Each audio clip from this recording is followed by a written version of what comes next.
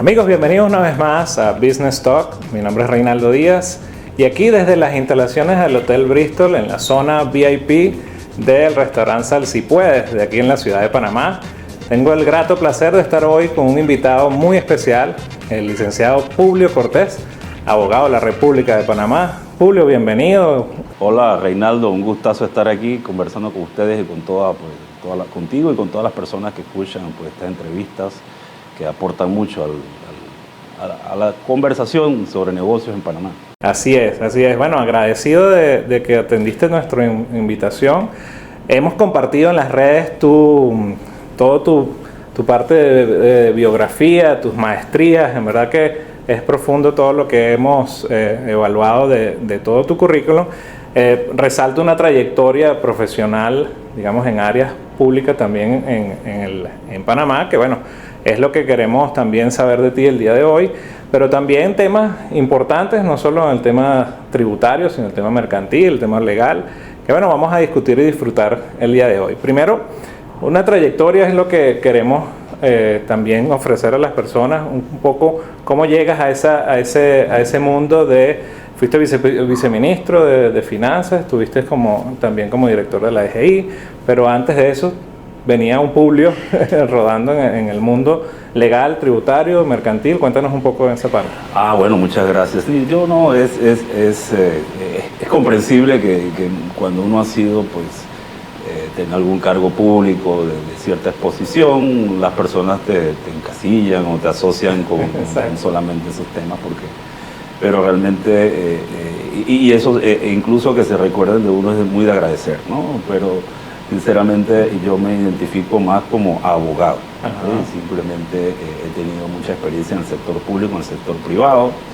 Tuve oportunidad de estar como abogado asociado en firmas de abogados de mucho respeto y de los cuales estoy muy agradecido. Son amigos míos como Carrera Pití Abogados, como Sucre Arias y Reyes, donde ejercí la asesoría en derecho mercantil, marítimo, en temas tributarios también, derecho administrativo y el sector público conjugado. Te puedo decir, Reinaldo, que estoy en una etapa de la vida que me siento muy satisfecho como abogado independiente, porque como que se están juntando todos esos elementos de experiencia y algo de estudios también, que me dan una perspectiva bastante amplia sobre los problemas jurídicos, porque cuando un cliente te viene a hablar de un problema que a veces nada más lo ves desde la óptica puramente mercantil, tú le ves oye, pero esto tiene otra arista, revísalo por acá, y es importante el momento en que me encuentro y me siento muy satisfecho por ello, porque como que se juntan un poco los astros para dar una mejor asesoría. Claro, sin duda alguna, esa experiencia en ambos lados te nutre, ya te hace integral, y hoy por hoy tienes una firma personal, ¿no? Sí. En donde estás lidiando temas no solo tributarios, porque muchas personas pensarían que te has quedado nada más en el tema tributario,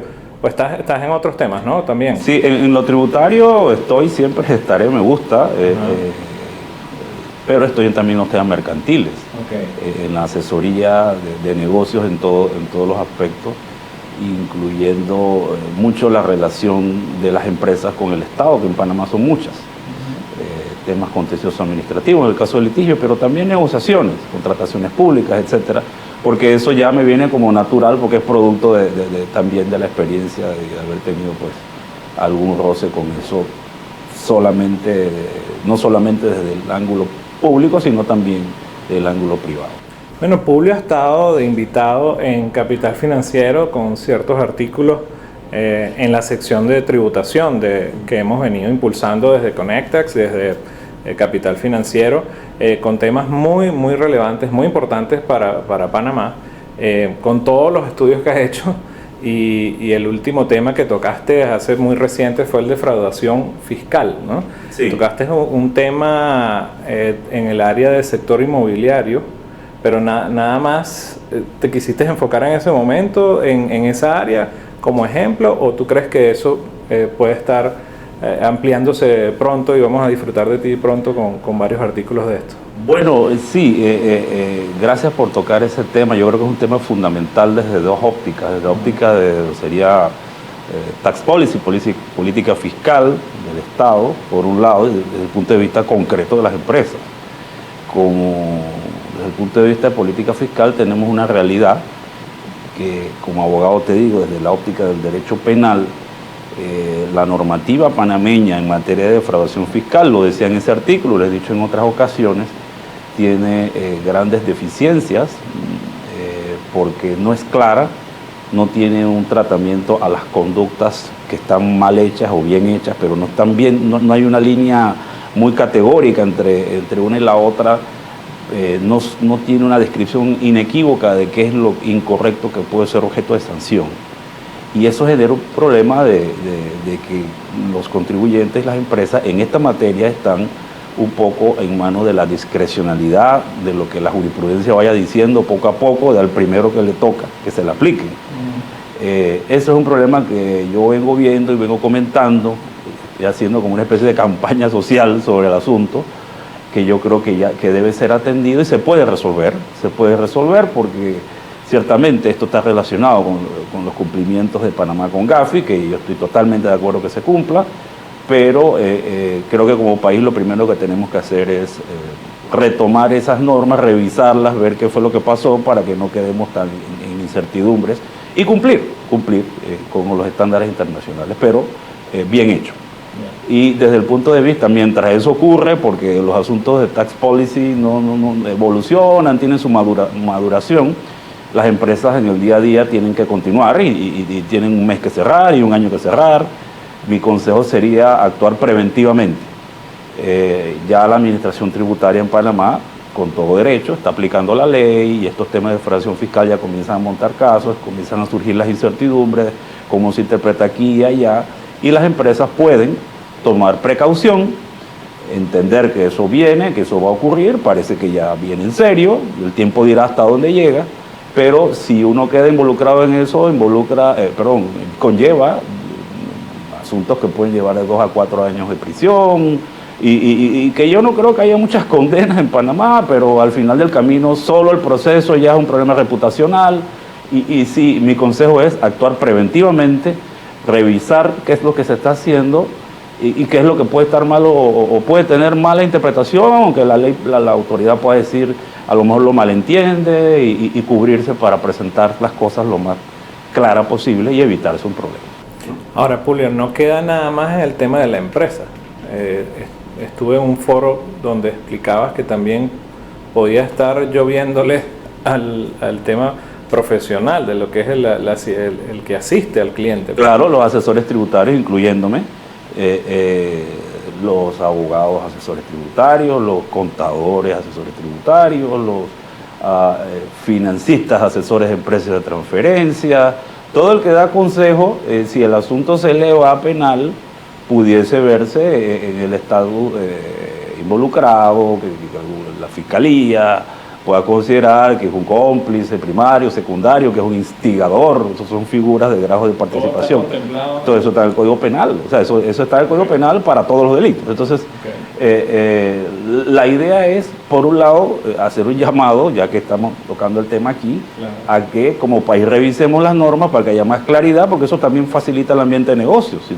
Una cosa es que en un país no haya reglas, otra cosa es que las reglas estén dudosas, ¿no? Entonces, no ayuda al ambiente de negocio. Yo creo que eso se puede superar. ¿Qué tiempo estamos hablando que esto ya está en vigencia, Publio? ¿Desde cuándo? Desde el 2019. Todos los hechos posteriores a la entrada en vigencia de la ley, 2019, etcétera, y están cubiertos por la posibilidad. Lo que pasa es que ahora se ha puesto como más el debate porque la Administración Tributaria comenzó a aplicarlo. Estos son procesos donde la Administración Tributaria hace una primera evaluación, da un dictamen, si considera que hay un caso porque cubre la cuantía mínima que establece la ley de afectación al fisco, pasan al Tribunal Administrativo Tributario, quien lo califica, y después pasaría a la justicia común. O sea, son etapas que solo estar involucrado es engorroso, así que hay que mejor cubrirse antemano, ¿no? Tú sabes, Publio, que yo siempre he sido un luchador de la imagen de Panamá ante el mundo. Este programa, al ser digital, al ser, digamos, en alcance, lo ve cualquier persona, no solo en Panamá. correcto.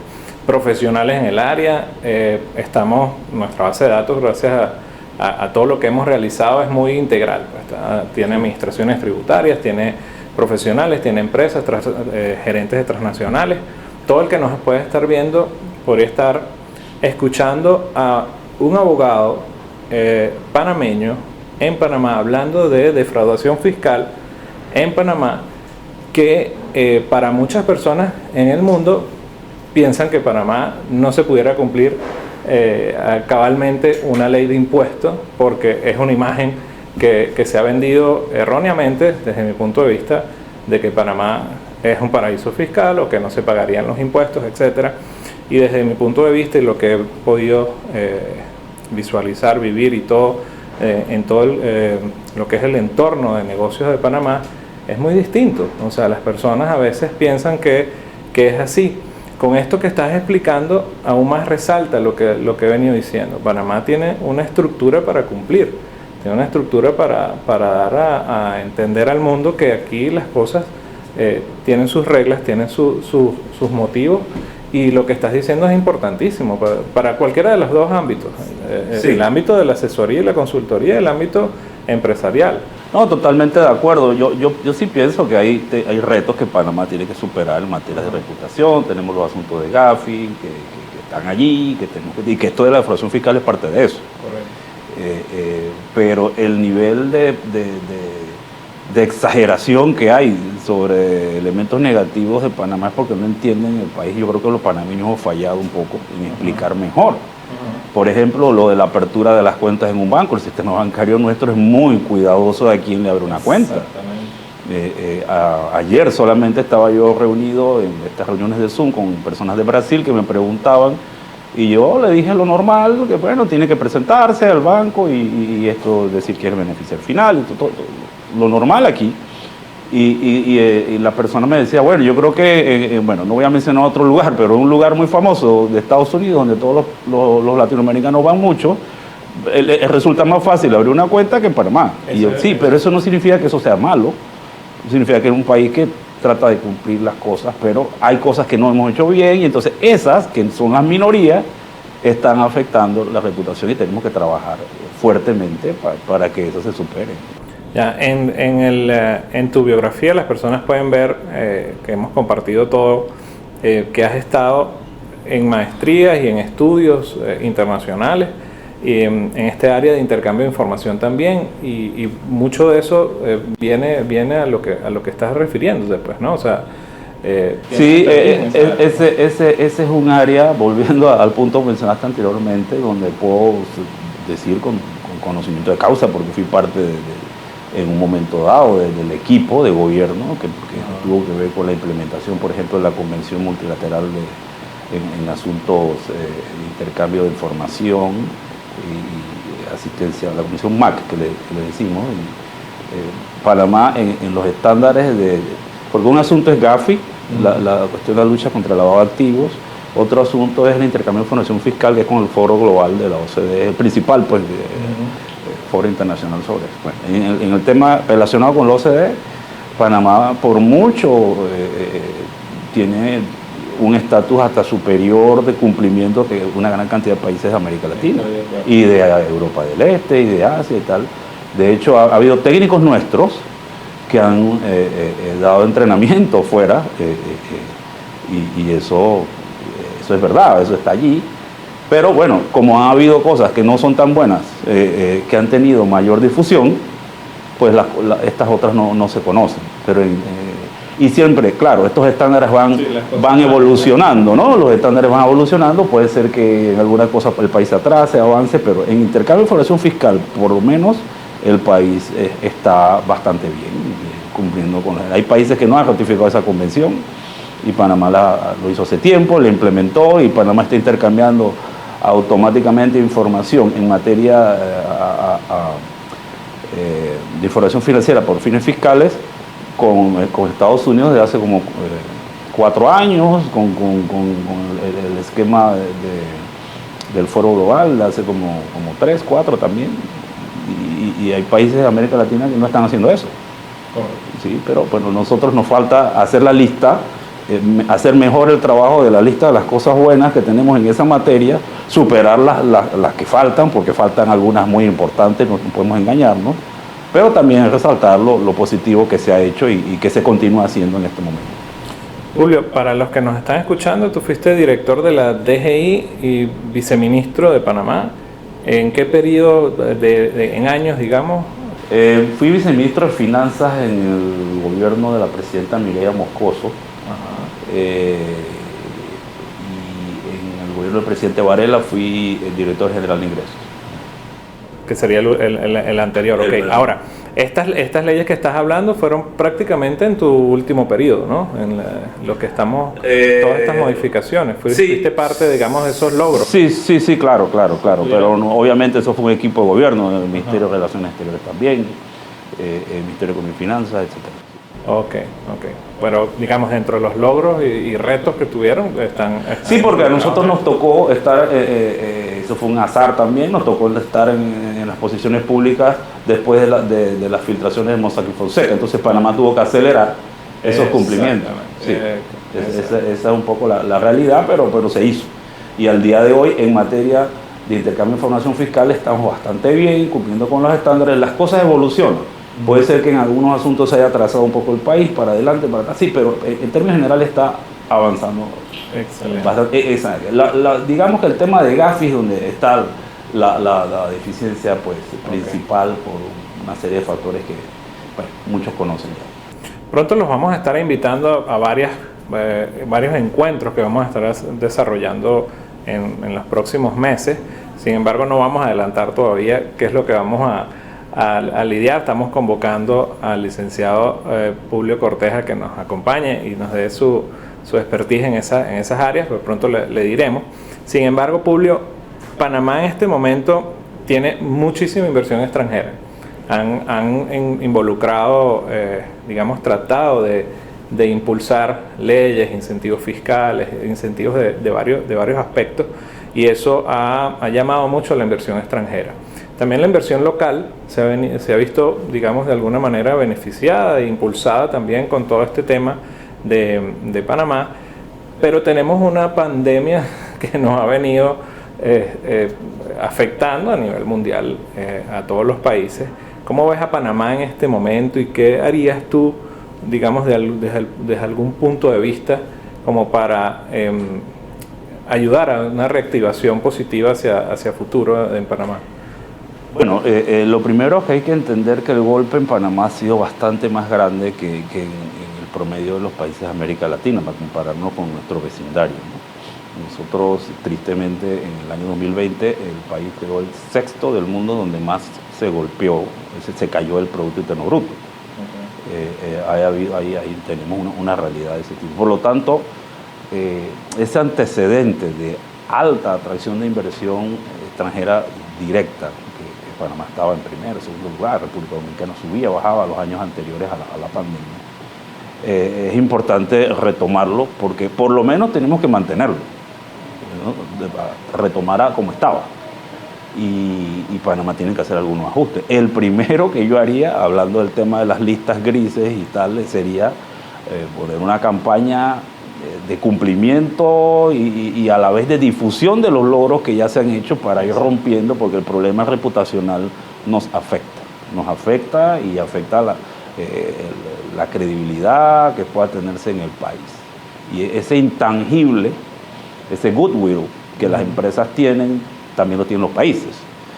Si seguimos con esa percepción de que no es un país que cumple las leyes, que hay deficiencias, etcétera, la inversión extranjera directa va a ser más difícil que venga, sobre todo en este contexto internacional donde todo el mundo está compitiendo por tener la inversión extranjera directa.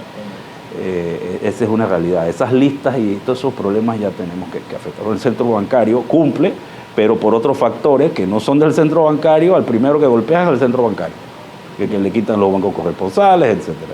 Es una cosa que ya, o sea, tenemos que ese ciclo y con lamento no es suficiente, ya simplemente hay que hacer la lista de trabajo y pasar esa etapa.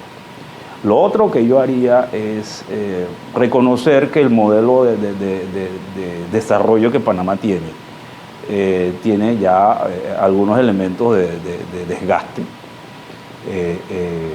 no podemos tener un país que está 100% concentrado nada más en el área de tránsito de Panamá y Colón y el resto del país está como a otra velocidad. Hay que diversificar un poco. Tenemos algunos índices que hablan de desigualdad, no solo de estrato social, sino regional, que son muy importantes. Y en un país chico, que eso se puede resolver, porque todos los problemas que nosotros tenemos son escala chica. Exacto. Entonces, eso es positivo, entonces podemos resolverlo, ¿no? El tema ambiental, hay que enfrentarlo, esos debates que hay con la minera, que si daña o no el ambiente, eso ya lo vamos teniendo, porque eso también, si queremos ser un sitio turístico de atracción, nuestra principal atracción son las playas, la naturaleza, bueno, el canal también, pero lo principal, las playas, naturaleza, no podemos a la vez ser vistos por los ecologistas como un país donde pues dañamos las selvas, ¿no? Entonces tenemos que tener claro cuál es la agenda en ese sentido, porque el turismo es fundamental, el turismo es fundamental, pero para eso hay que hacer la infraestructura, no solo camas de hotel o hostales, sino infraestructura en los lugares donde la gente quiere ir, así que haya baños públicos, decentes, en fin. Y el tema de atracción de inversión extranjera directa requiere también estabilidad institucional.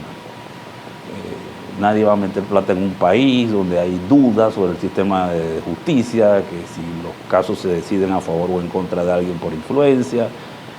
Ese es un reto enorme, ¿no? Ahora, en todos los países pasa de una y otra manera, no hay países perfectos, pero mientras mejor carta de calidad institucional presentemos, más inversión seria atraemos, porque hay que traer inversión seria, inversión que cumple, inversión que quiere reactivar el país y que quiere ganar dinero, porque se trata de que el inversionista no viene a hacer una donación al país, viene a generar plata, de eso se trata.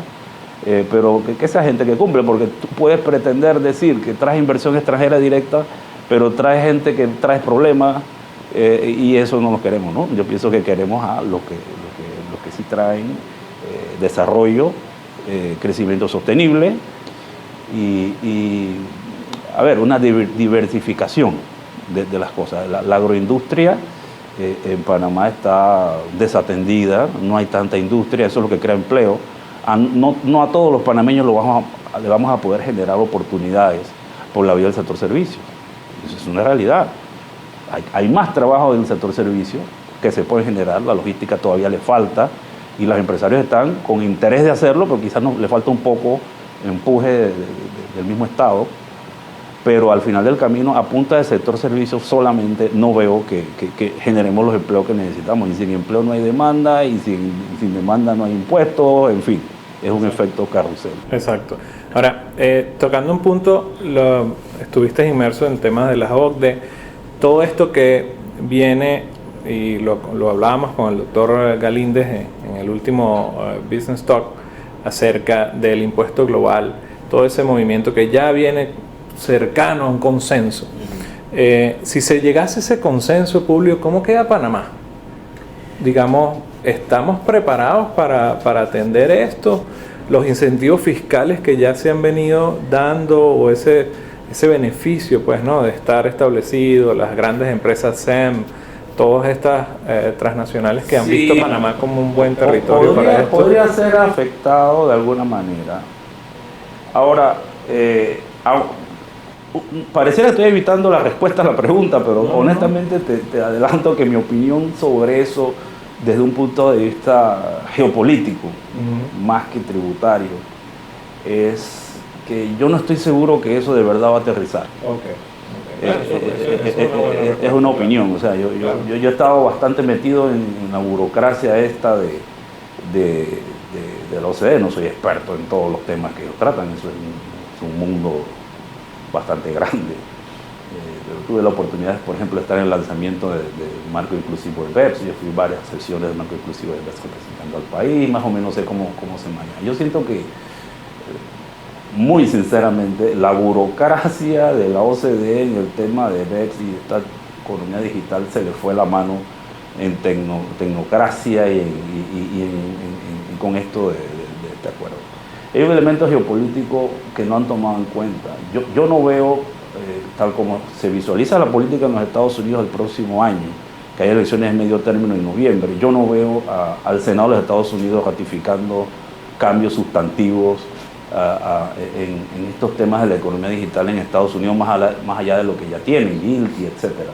No lo veo porque al día de hoy, y necesita el Senado, al día de hoy tienen una mayoría que solamente se logra con el voto de Kamala Harris, que es la que desempata, y tradicionalmente en las elecciones de medio término el partido gobierno pierde senadores. Yo veo al grupo contrario al presidente actual retomando control del Senado. No son gente que... Precisamente la agenda del anterior presidente de los Estados Unidos era la que tenía detenido que Estados Unidos respaldara estas cosas. Exacto. Esto vino en el impulso del triunfo del actual presidente, pero ese impulso requiere el Senado. Entonces, si Estados Unidos representa el 24-25% del PIB mundial y la mayor cantidad de las empresas de la economía digital están en Estados Unidos, que esas son las que quieren pues que aporten un poco más de impuestos en los países de mercado. Yo no veo a Estados Unidos ratificando eso. ¿Y dónde queda todo este proyecto si los Estados Unidos realmente no se montan en el barco a la hora de la hora? Porque esto de consenso, muy fácil decirlo a nivel de la OCDE, del G7, donde se reúnen ministros de Economía y Finanzas, los burócratas, entre los cuales estuve yo como un burócrata más de todos los países, van allá y aprueban cosas, pero eso tiene que aterrizarse en leyes de cada país, algunos democráticos, otros que son autoritarios. Yo no sé si Afganistán va a sumar eso ahora, de qué clase de gobierno hay, si en el Senado de Estados Unidos se apruebe, si en el Congreso de la República de Colombia las cosas que hay que cambiar lo van a aprobar, si lo van a aprobar en Sri Lanka. En cada país tiene que pasar por cambios legislativos internos, porque lo que ellos pretenden hacer es tan revolucionario que afecta a la soberanía de todos los países de forma, y otras cosas ya lo han afectado antes, pero esto ya como que llega a un límite donde los países tienen que someterse a una regla mundial de cómo van a grabar ciertas cosas.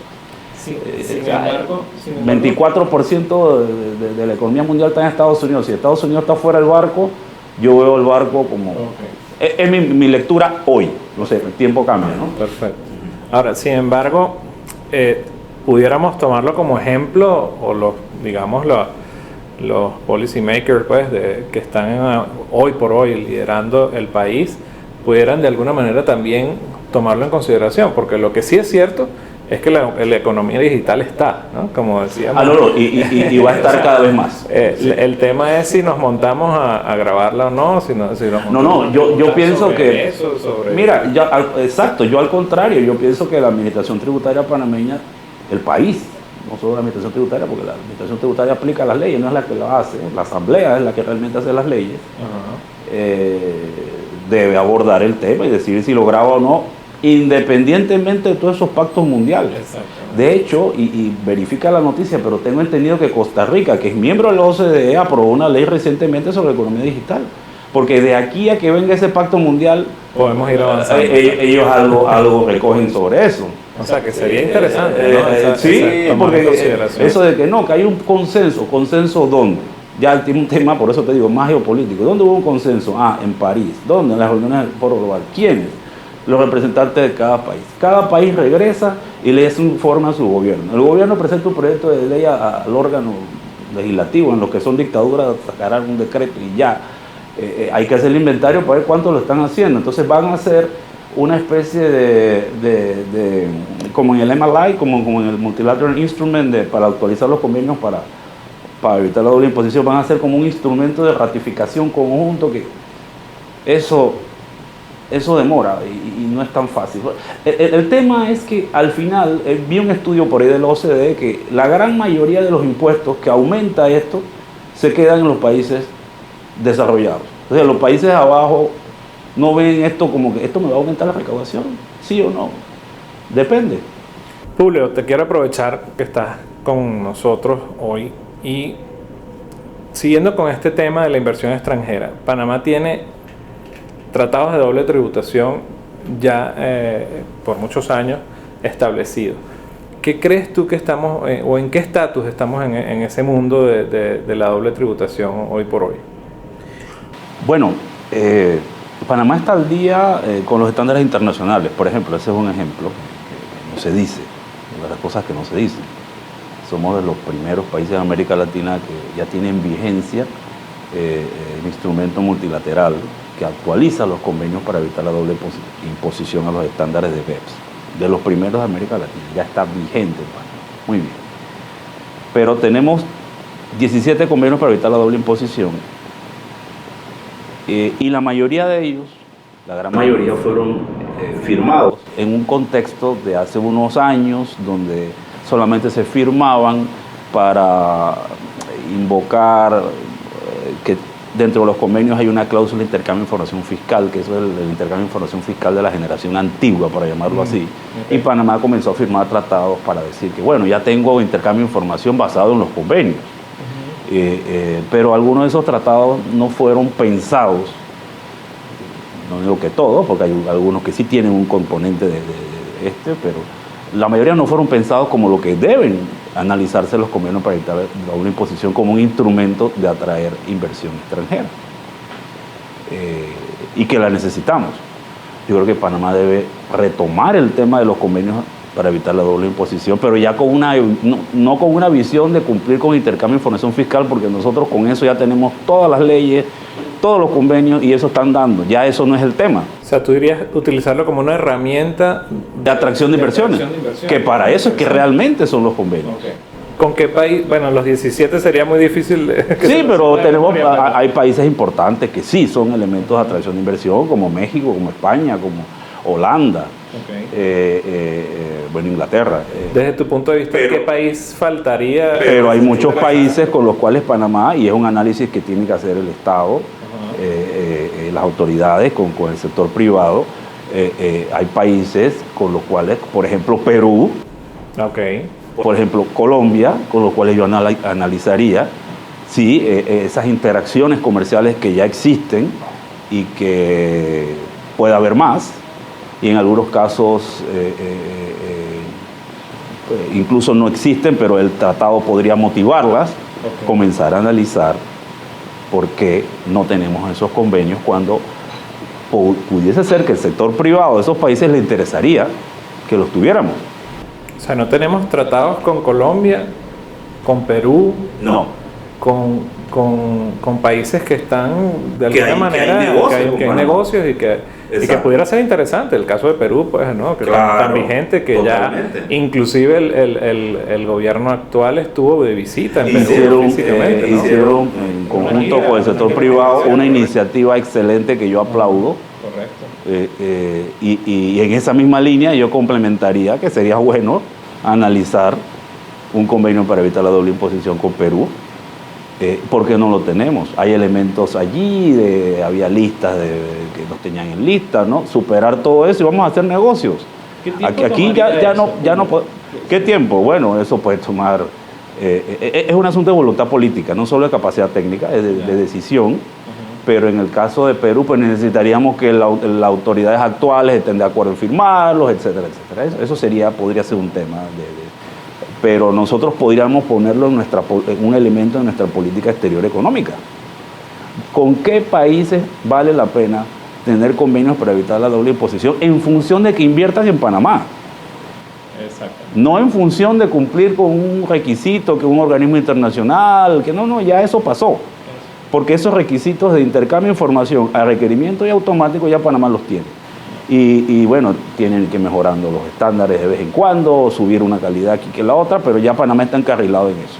Me parece excelente. Entonces, si antes, probablemente la barrera para no firmar esos convenios era porque algunos sectores en Panamá no querían el intercambio de información, ya esa discusión pasó de moda porque tenemos más intercambio de información que mucha gente. Exactamente. Entonces, bueno, ¿por qué la parte buena de los convenios no las tenemos? Entonces, tenemos convenios con algunos países que no invierten en Panamá. Bueno, que quede tu mensaje entonces para todos los que nos pueden estar escuchando, que están en la posición de tomar ese criterio, ¿no? Publio, para ir cerrando, siempre pido una primicia, alguna exclusiva para nuestro espacio de algo que estés desarrollando, algún estudio que vayas a estar dando, o inclusive algún foro que vayas a estar involucrado hacia futuro, alguna publicación, algo que nos puedas dar que sea una exclusiva para nosotros. Bueno, uno siempre está trabajando en algo, ¿no?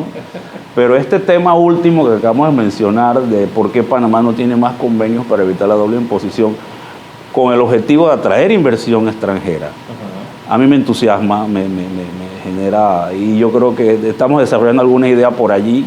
Okay. Estamos buscando colaboradores para ver si la materializamos en algún evento concreto donde lo podamos discutir más a fondo, para ver si ayuda al desarrollo del país, a promover inversión extranjera directa y a la que ya está también, ¿no? Okay. Que se mantenga, porque eso también es importante, que no se vaya. Excelente, excelente. Bueno, yo te digo, eres uno de los pocos profesionales en LinkedIn que sube unas publicaciones interesantísimas. Te lo aplaudo, en verdad, y te felicito porque dedicas bastante tiempo a lo que es, digamos, ofrecer tus conocimientos públicamente a toda esa red que es tan importante. Y bueno, síganlo si no lo están siguiendo, Publio Cortés. En verdad que es impresionante todo el contenido que está subiendo, y obvio desde Capital Financiero en la sección de tributación esperamos tener más artículos de tu parte, obviamente parte técnica tributaria, y bueno, en cualquier otra, porque también Capital tienes plumas invitadas, que es un hashtag que tenemos allí, donde bueno, puedes conversar obviamente otros temas que no sean netamente tributarios. Yo creo que para Connectax, en verdad ha sido un placer tenerte, Publio. Te dejo un poco esta cámara que te ha tomado hoy para despedirte y darnos un último mensaje hacia todo lo que es los que están conectados hoy por Connectax. Bueno, el mensaje que yo daría es un mensaje de un llamado a la promoción de la vacunación. Sinceramente, esa es la gran prioridad en este momento. Yo siento que el Estado panameño está haciendo un esfuerzo en un país donde hay vacunas, y esperemos que siga así, porque el mercado sube y baja. Ahora con lo de la tercera dosis no sabemos si vendrá escasez, etcétera. Pero si no nos vacunamos, no reactivamos la economía. Eso es así. Eso es así. Entonces, estamos por el 25% de la población con doble dosis. Es bueno, pero puede estar mejor, y tenemos que andar más rápido. Y yo creo que todos debemos hacer un llamado en ese sentido. Si no nos vacunamos, no reactivamos la economía. Así de simple. Ya el tema vacunación no solo un tema de vida, que es solamente está por encima de todo, evidentemente, y de salud, sino también es un tema de economía. O sea, esta economía no se levanta si no nos vacunamos. Así que ese es mi mensaje, promoción a que todo el mundo haga su esfuerzo de llevar a los que no han ido a que se vacunen. Muchísimas gracias, Publio. Una vez más, agradecidos del Hotel Bristol, porque estamos desde acá, desde sus instalaciones, una vez más por Business Talk para Connectax. Y bueno, a todos los que nos han seguido y los que quieren seguir a Publio, ya saben, en LinkedIn es una de las mejores redes que pueden estar siguiendo. Igual la página web legaladvisorpanama.com. Ok, legaladvisorpanama.com. Vamos a compartírselos también por acá por las redes. Una vez más, gracias a Capital Financiero, el Hotel Bristol, y bueno, a todos ustedes por estar conectados con nosotros. Mi nombre es Reinaldo Díaz y nos vemos en un próximo programa de Business Talk.